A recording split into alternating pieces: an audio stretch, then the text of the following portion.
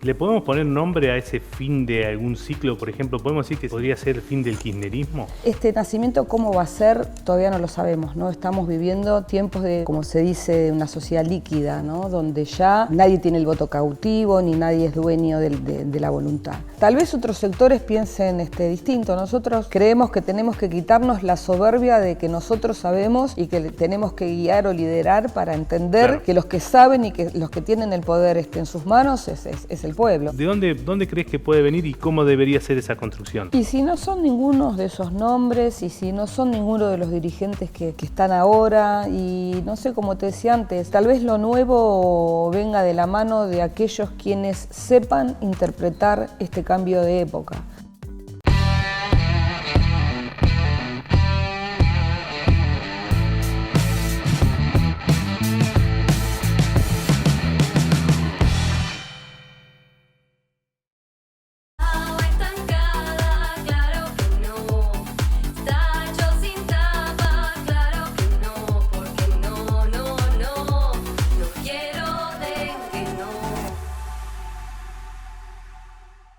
Diputada, una semana y un mes que comienza con todo y con muchísimas cosas no sabemos ni por dónde abordar, pero en la provincia de Buenos Aires comienza una nueva etapa.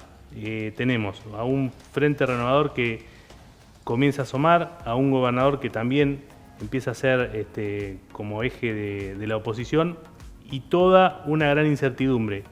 Buenas tardes, gracias por venir y te tiro esto como para arrancar y ya que te empieces a desplayar. ¿Qué tal? Bueno, gracias por la invitación, ¿no? Es un gusto estar acá y charlar contigo. Mirá, hay un cambio de época en el mundo, ¿no? Y nuestro país obviamente también lo está viviendo. La irrupción de Milei en la política trae, por supuesto, un antes y un después, ¿no? Marca el final de algunos ciclos o el final de una época y el nacimiento de otra. Que este nacimiento, ¿cómo va a ser? Todavía no lo sabemos, ¿no? Estamos viviendo tiempos como se dice, una sociedad líquida, ¿no? Donde ya nadie tiene el voto cautivo, ni nadie es dueño de la voluntad. También el tema de las tecnologías afectaron, impactaron fuertemente en el electorado. Hoy el tema de la democratización de la información y que todo el mundo en una pantalla en su mano, en el bolsillo, tenga acceso a la información y además pueda ser parte, ¿no? de la información, porque también los receptores, los electores, a través de sus opiniones, van generando nuevas corrientes, nuevas empatías, y eso dio como resultado que los liderazgos o lo que nosotros conocíamos como los partidos tradicionales, los espacios tradicionales de hacer política, fueran desplazados por el tema de la tecnología, ¿no? El tema de las redes, cómo impactó sobre todo en las últimas campañas en nuestro país.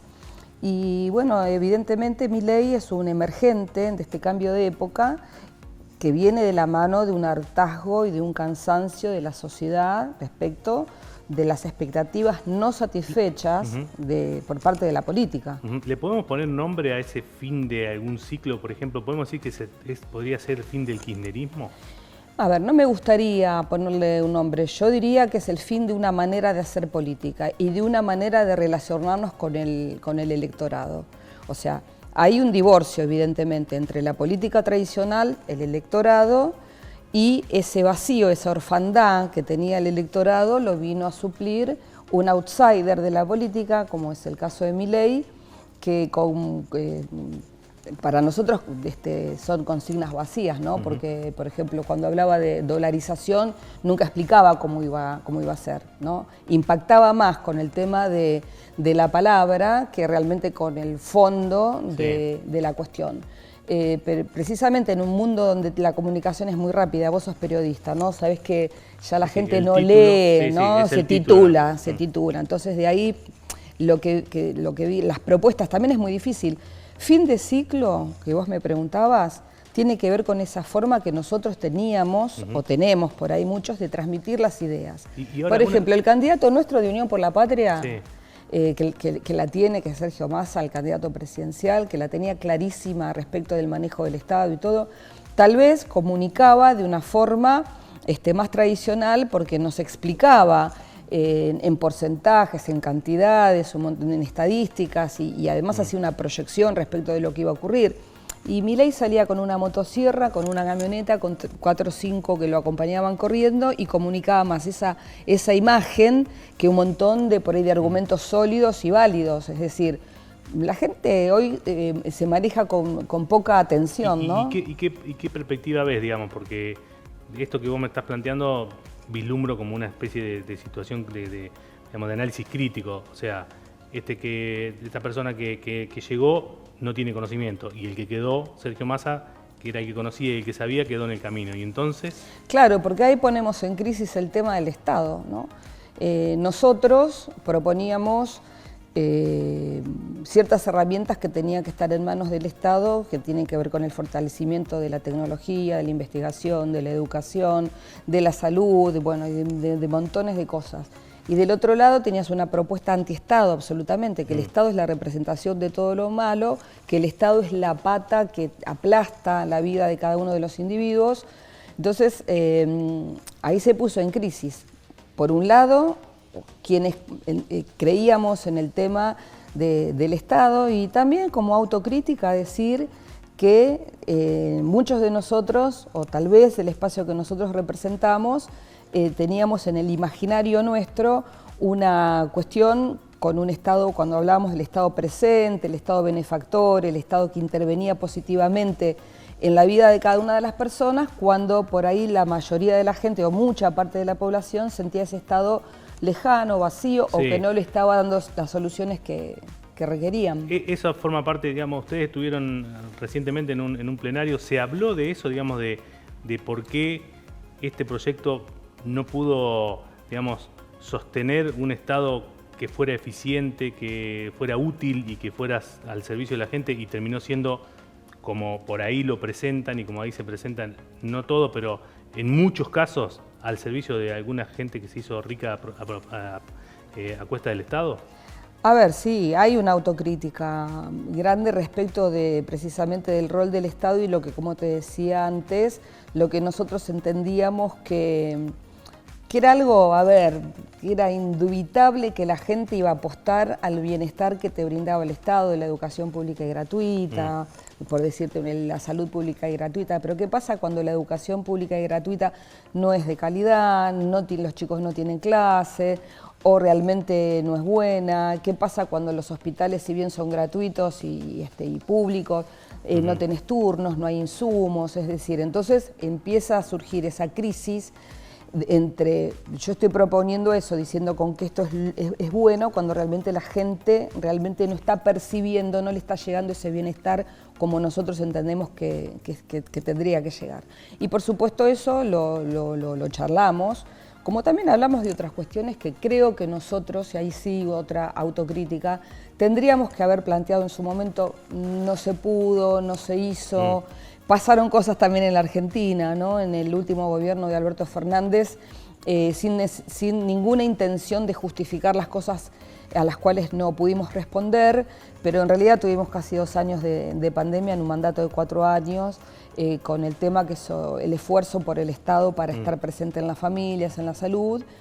Y bueno, también económicamente la sequía, la peor sequía de la historia, que también le impidió a la Argentina percibir un montón de dinero por las exportaciones, pero hay cosas que hay que plantear, ¿no? Una de ellas es el tema de la reforma laboral, que yo creo que ya en nosotros, en el peronismo, que tenemos una larga tradición respecto de la defensa de los derechos de las y los trabajadores, también entendemos que ya hay mucha legislación que es del siglo pasado, estamos en el siglo XXI, el mundo cambió. Sí, pero sin embargo, digamos, uno de los principales respaldos de Sergio Massa fue justamente la CGT tradicional, histórica, que vos le planteás reforma laboral y te sacan corriendo.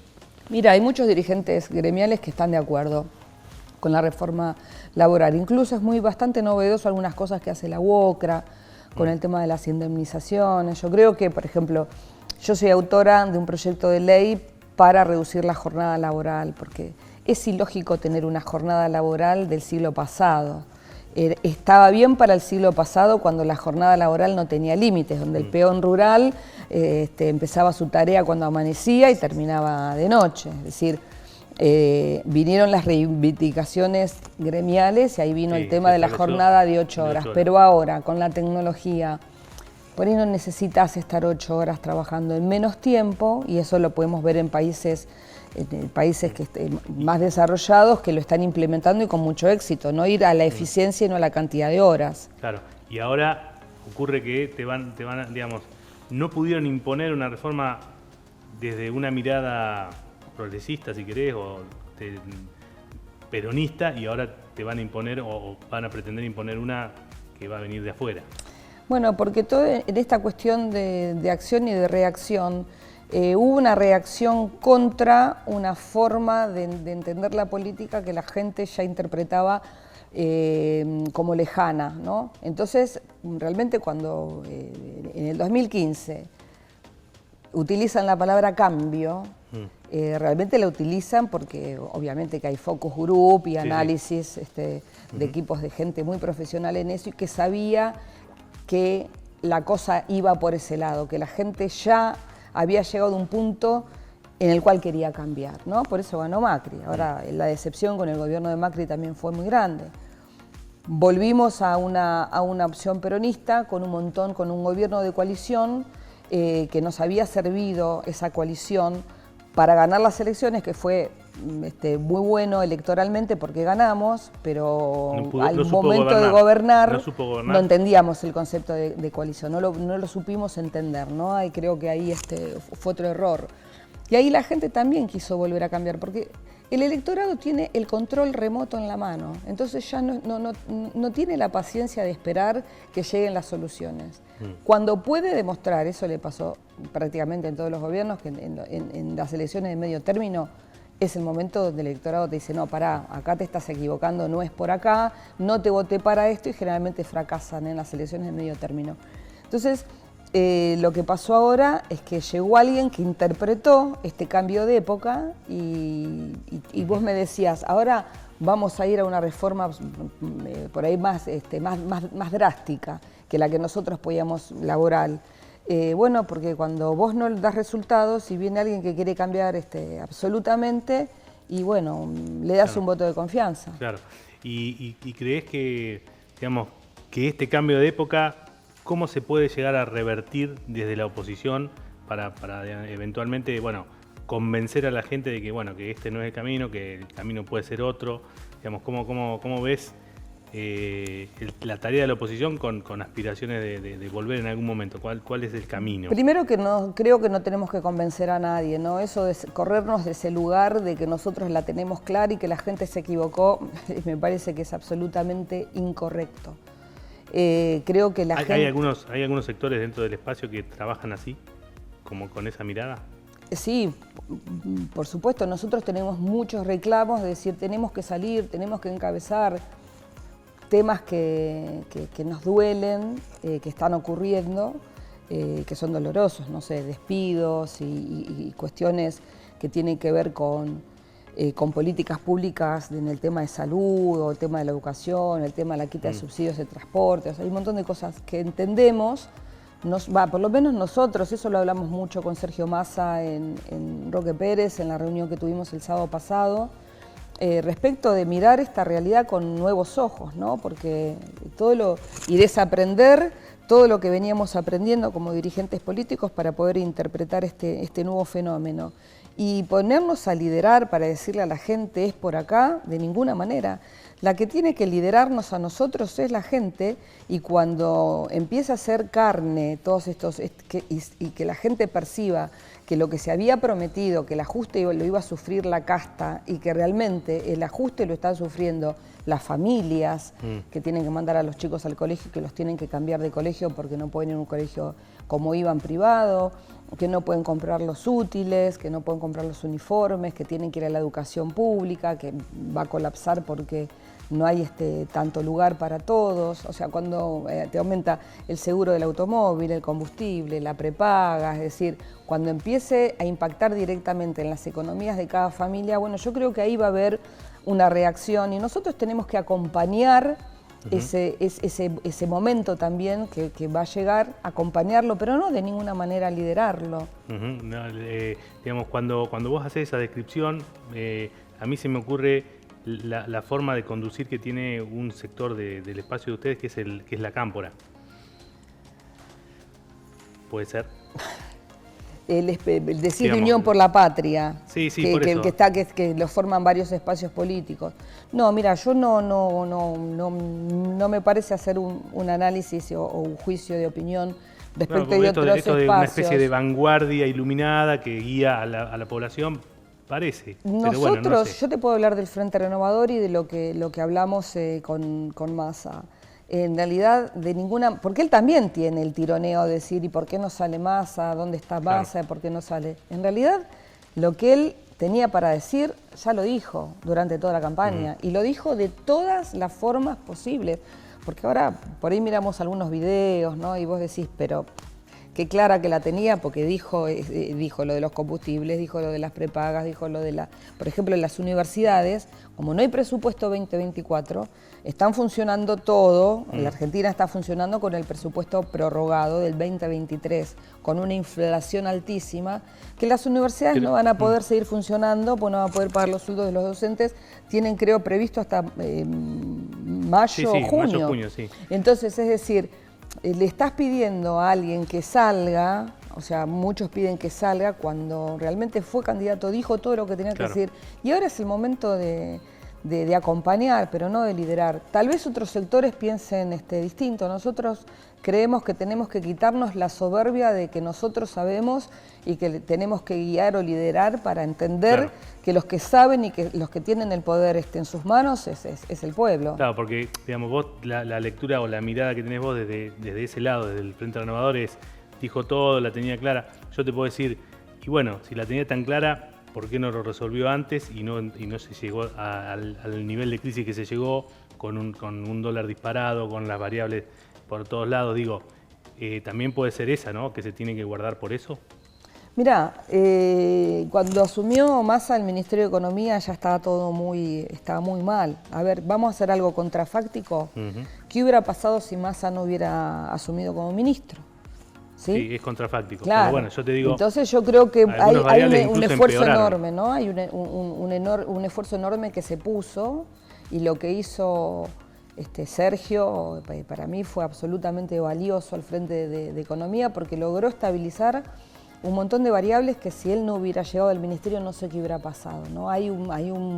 Hubo un ministro que es el intendente de Avellaneda, que integraba el gabinete de Alberto Fernández, que dijo, estamos así del helicóptero. Sí. Entonces, yo creo que es valioso. Lo de Sergio, tal vez nos falte la perspectiva del tiempo para evaluar, ¿no?, su gestión, porque también viste que en Argentina hay inflación política, pasa una cosa detrás de la otra y te falta un poco la perspectiva que te da el tiempo para analizar esas cuestiones. Está bien, bueno, te voy a pasar a otro tema vinculado con esto, pero digamos...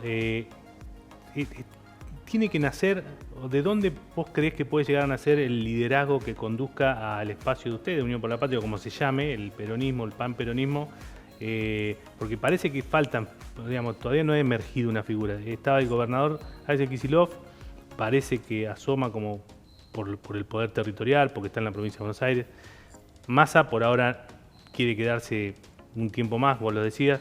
Máximo Kirchner, no sé, por el apellido, pero tal vez le falte recorrido. ¿De dónde crees que puede venir y cómo debería ser esa construcción?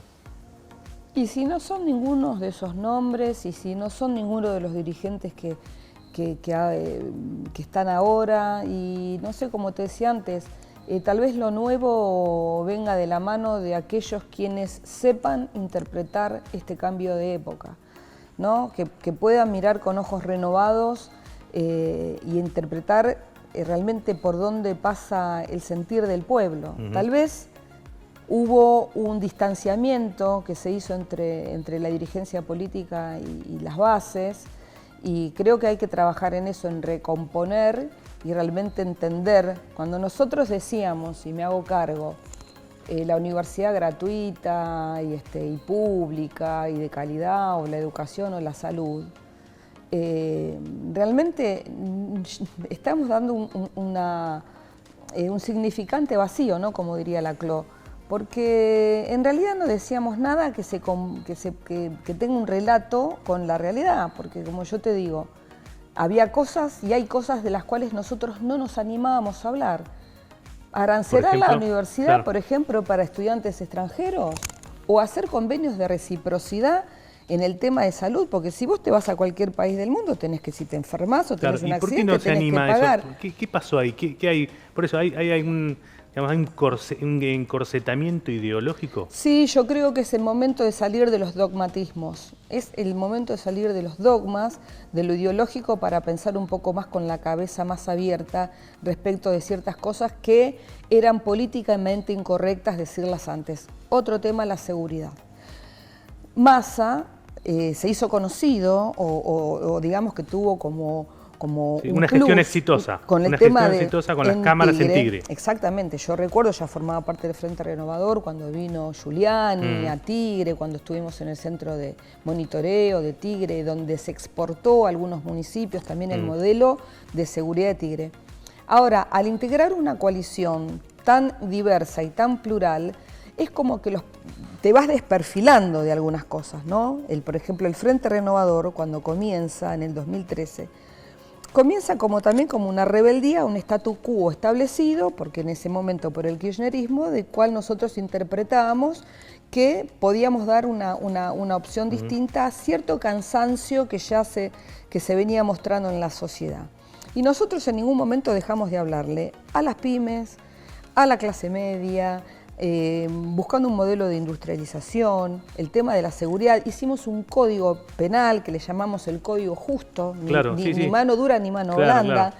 Y realmente empezamos a transitar ese camino que se llamó en su momento de la Avenida del Medio, y realmente fruto también de la extrema polarización que hay en la Argentina, eso que nosotros veníamos proclamando no tuvo esa capacidad de escucha en la sociedad en aquel momento, porque era o Cristina o Macri, ¿no? Claro. Era el que no quería a Cristina, votaba a Macri, el que no lo quería a Macri, la votaba a Cristina. Claro. Se optaba entre dos, siempre dentro de lo que era la grieta, entre dos modelos antagónicos. Cuando nosotros proponíamos que podía haber una síntesis distinta, tal vez más un poco volcada a esa Avenida del Medio. Creo que cuando hicimos el Frente de Todos, nos desperfilamos un poco, porque en la convivencia, a ver, vos vas a entrar en una convivencia. Sí, claro, en ese esquema que esté en el mismo lugar Ramiro Gutiérrez con su proyecto de seguridad, para poner seguridad, y Sabrina Frederick, es como que era incompatible.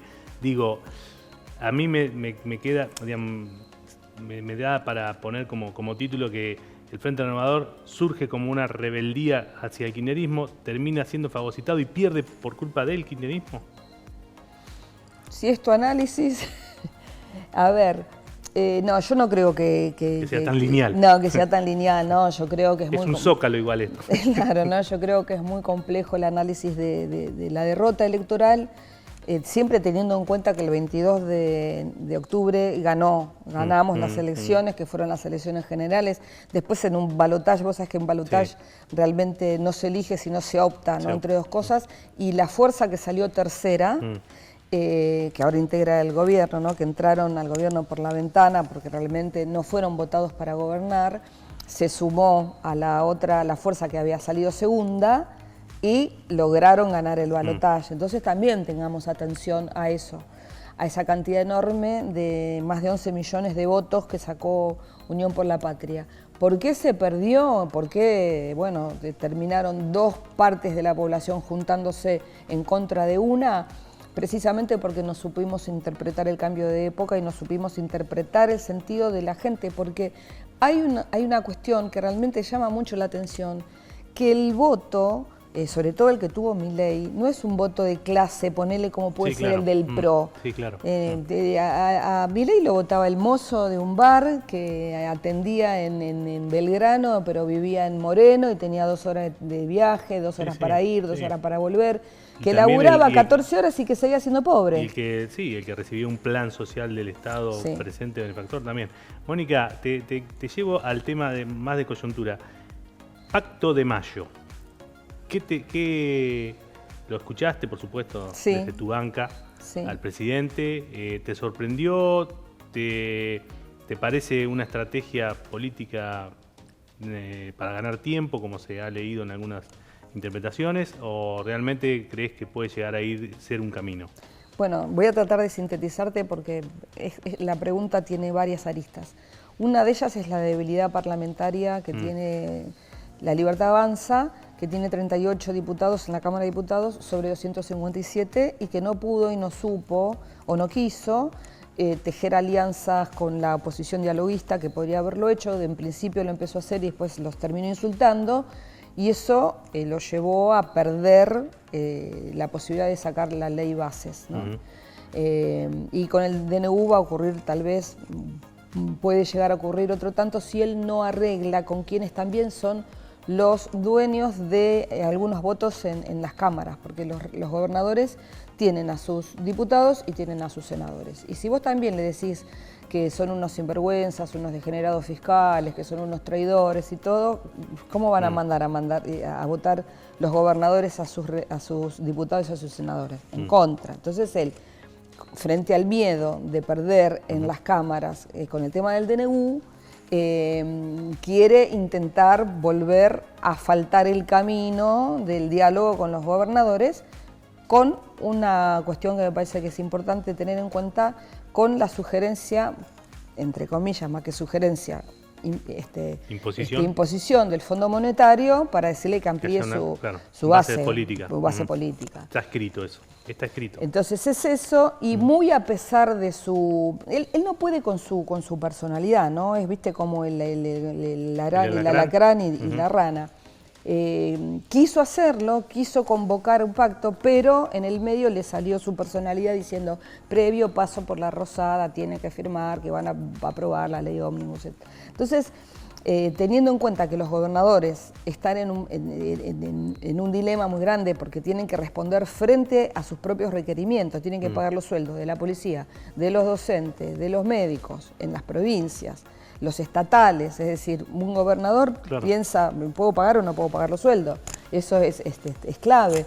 Y vos sabés que todo el tema de salarial, la masa salarial, es enorme en todas las provincias. Entonces, tenés el dilema del poder central, todavía no tenemos un federalismo, no tenemos una ley de coparticipación que sea federal, y tenés que peregrinar para ir a buscar el cheque. Entonces estás en una posición vulnerable como para negociar. Eso es lo que está pasando con los gobernadores, ¿no? Entonces yo creo que... Más que una invitación, es, como dijo Kicillof, una extorsión. Es una extorsión. A ver, ya te puso los 10 puntos. Es decir, puso los 9 que dijo: vamos a juntarnos en Córdoba el 25 de mayo, que ahí ganó tiempo, tiró la pelota y ganó tiempo. Más tiempo hay desde el 1 de marzo hasta el 25, cuando lo anunció, hasta el 25 de mayo, que desde el 10 de diciembre hasta el 1 de marzo. O sea, ganó tiempo. Pero además, si hubiera dicho, y los voy a convocar a la Rosada para que sentemos las bases de ese pacto, ¿no? Es decir, estos son los 10 pactos, es un convenio de adhesión, estos son los que a mí se me ocurrieron, porque las fuerzas del cielo me bajaron las tablas de Moisés con en vez no son los 10 mandamientos, son los 10 puntos, previo a pasar por la Rosada. No voy a decir una grosería, pero hay una imagen que dice bajarte los pantalones, y después, el 25 de mayo, hacemos todo la puesta en escena por eso el gobernador Kicillof estuvo muy bien ayer cuando dijo: si es para eso, arranquen sin nosotros. Claro, ¿y cómo crees que puede? Ahora ya te llevo ya al último tramo, digamos, de la nota o de la entrevista para preguntarte cómo crees que va a atravesar Kicillof justamente este recorrido, ya anunciando que conmigo no cuenten para el pacto y teniendo, digamos, como una espada de Damocles todo el tema del recorte de fondos nacionales. Digo, ¿cómo va a sobrevivir? ¿Qué pensás que puede llegar a ser? ¿Y qué percibís para la provincia de Buenos Aires? ¿Cómo vamos a sobrevivir los y las bonaerenses? ¿No? Sí. Porque no es un problema de Kicillof ni de los gobernadores, es de los pueblos, de las provincias y hacia abajo, de los gobiernos locales, de los intendentes, de las intendentas y de nuestras comunidades. Porque si viene un recorte hacia el gobernador va a tener que hacer sus cuentas y elegir. los recursos siempre son finitos y vos elegís a dónde los ponés, ¿no? Por eso también el tema de cómo se ejecutan los presupuestos hablan de qué tipo de gobierno tenés. Si vos a tu presupuesto le das un 70% a educación y un 30% a seguridad, sabés que la prioridad es la educación, por ejemplo. Entonces, el gobernador y los gobernadores van a tener que ajustar sus presupuestos. Vamos a hablar de la provincia de Buenos Aires, que realmente fue motivo de la conversación en Roque Pérez con Massa, la terrible preocupación de cómo se va a poder gestionar. Imagínate que el tema del FONID o del Fondo de Fortalecimiento Fiscal o el tema de la parálisis de la obra pública o de los subsidios del transporte afectan, pero directamente a las economías de las familias, de los bonaerenses. Entonces, si no vas a poder pagar, ¿cómo haces para pagar la masa salarial de la policía bonaerense? Casi 100.000 efectivos con sus familias. Los docentes, el transporte, la gente que tiene que ir a trabajar. Hay mucha gente que dice, yo no puedo ir a trabajar en una casa de familia porque me gasto más en el pasaje que en lo que gano. Es decir, complejo y lo que vamos a hacer, que es un poco lo que hablamos con Massa, es tratar de acompañar la situación en los distritos, acompañar la situación de las familias. ¿Cómo sería eso?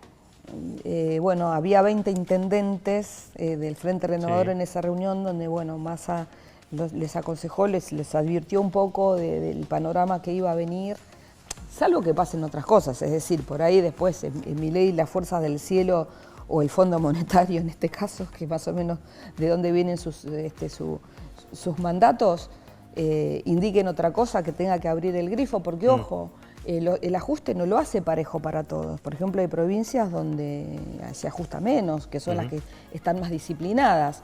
Volvemos al esquema del látigo y billetera, reload, digamos.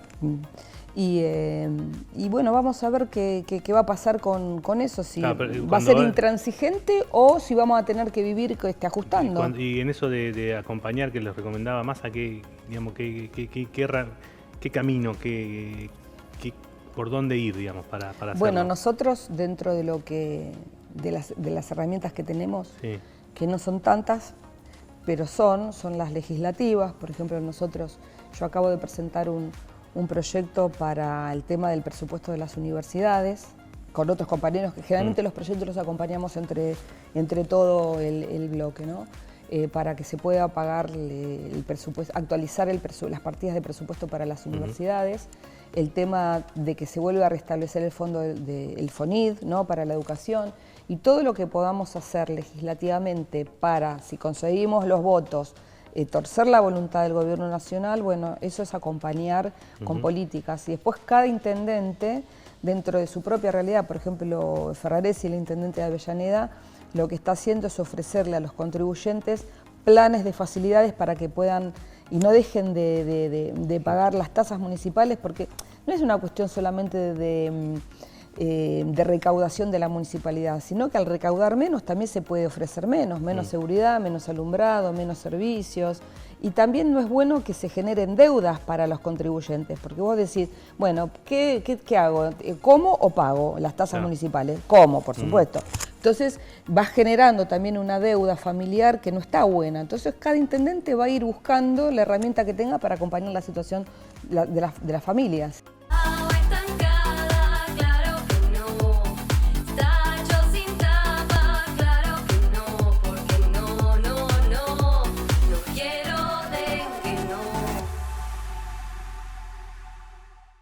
Mónica, para cerrar, ¿qué te gustaría que pase en este año, desde, digamos, lo político, en la provincia, digamos, para decir, bueno, por lo menos terminamos más o menos bien? Bueno, me gustaría que a la Argentina le vaya bien, sin duda, porque esto no es cuanto peor mejor, de ninguna manera, porque acá vivimos todos. Que nos vaya bien, que el presidente pueda empezar a nombrar algunas palabras que tengan que ver con la industria, con el crecimiento, con el desarrollo, con la investigación. Porque si vos, la única forma de llegar a un déficit cero es cortando y cortando y cortando, y no creces, cada vez la torta va a ser más chica. Acá hay que crecer, no hay misterios. Tenemos un país que tiene todo para crecer. Tenemos recursos naturales, tenemos talento argentino, capacidad instalada, industrial. Yo creo que ahí hay que poner el esfuerzo y acompañar eso, que Argentina puede ser realmente una potencia exportadora con valor agregado, que podamos apostar a la investigación en tecnología. Yo creo que pasa por ahí y eso le deseo a la Argentina, que pueda crecer y no achicarse. Muchas gracias. No, muchas gracias a vos.